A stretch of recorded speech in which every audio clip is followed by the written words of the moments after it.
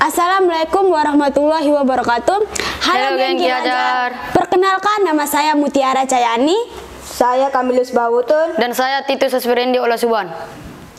Kami dari SMP Negeri 2 Nuwetukan, Kabupaten Lembata, Nusa Tenggara Timur, salah satu tim yang lolos ke tahap intermediate Ki Hajar STEM 2023. Tujuan dibuatkan alat ini untuk memonitor dan mendeteksi aktivitas seismik dan gempa bumi dengan lebih baik. Alat ini dirancang untuk bisa memberikan informasi awal tentang kemungkinan gempa bumi yang akan terjadi.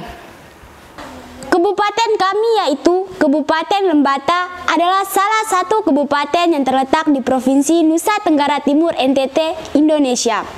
Kabupaten ini terkenal dengan keindahan alamnya yang menakjubkan, termasuk pesisir pantai yang indah dan kekayaan bawah lautnya yang luar biasa.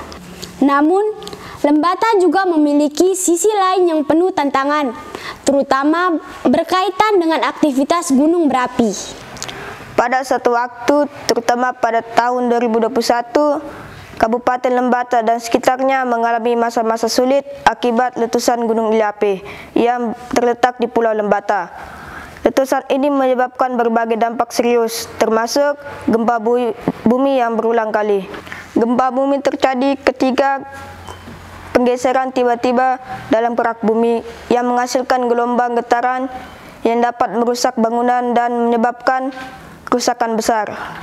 Kejadian ini memberikan pelajaran yang sangat berharga tentang pentingnya pemahaman dan mitigasi risiko bencana alam di wilayah-wilayah yang rentan terhadap letusan gunung berapi dan gempa bumi.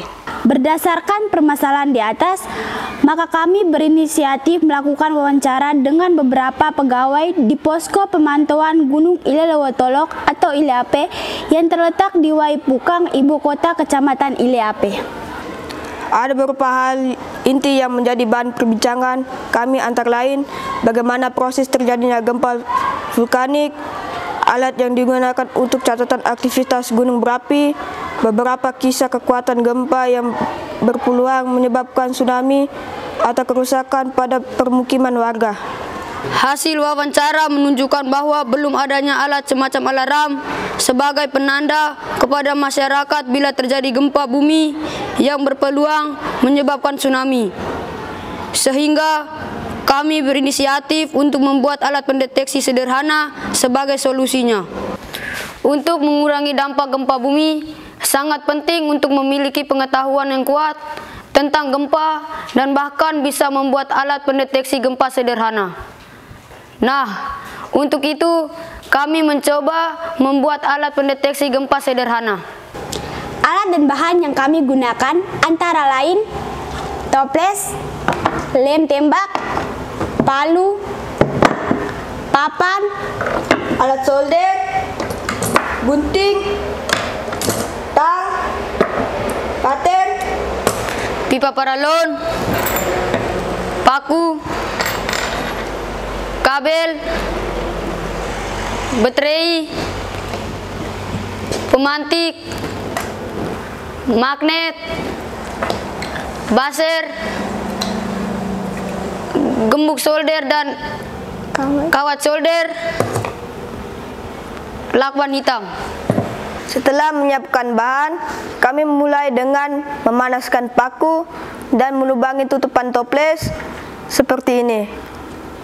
Setelah itu, toples tempelkan stik es krim pada toples dengan menggunakan lem tembak dan masukkan kabel pada lubang yang sudah dibuat tadi. Berikutnya adalah memotong pipa dengan ukuran yang kami inginkan. Lalu, tancapkan paku pada pipa bagian atas dan setelah itu pasangkan pipa pada tutupan toples.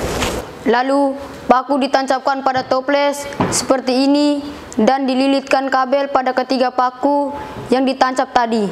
Selanjutnya adalah merangkai magnet buzzer dan baterai dengan ketiga kabel tadi. Jangan lupa semua sambungkan kabel dibalut dengan isolasi. Jika magnet menempel pada salah satu paku, maka rangkaian akan menjadi tertutup dan buzzer akan mengeluarkan bunyi. Setelah itu, tutup rangkaiannya dengan menggunakan toples. Nah, akhirnya alatnya berfungsi sebagaimana mestinya. Dengan demikian, pembuatan alat pendeteksi gempa ini adalah langkah penting dalam upaya meminimalisir risiko bencana alam dan perlindungan terhadap nyawa manusia dan harta benda. Dengan memahami dan menggunakan teknologi ini, kita dapat mengurangi dampak gempa bumi yang seringkali menghancurkan wilayah dan menyebabkan kerugian besar. Gen Ki Hajar, kita harus belajar. Bye-bye.